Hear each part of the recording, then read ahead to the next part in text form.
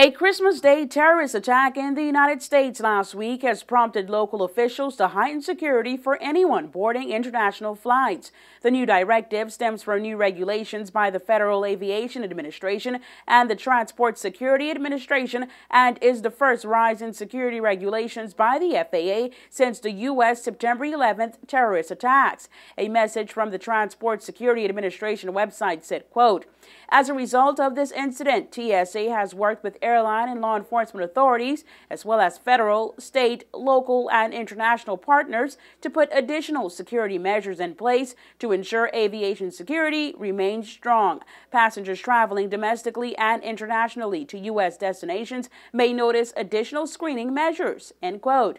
The new security measures would require passengers making international flights to undergo rigorous security checks such as increased gate screening, including mandatory frisk or pat-downs and manual searches of all carry-on items. Under the new rules, passengers must also check in for international flights hours prior to takeoff.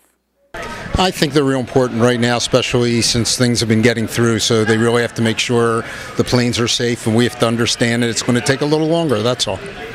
Travelers bound for the U.S. are also being told that they cannot leave their seats for the last hour of their flight. During this time, they are not allowed to use a pillow or blanket or have anything on their laps, including a laptop, said a message on the Transport Security Administration website.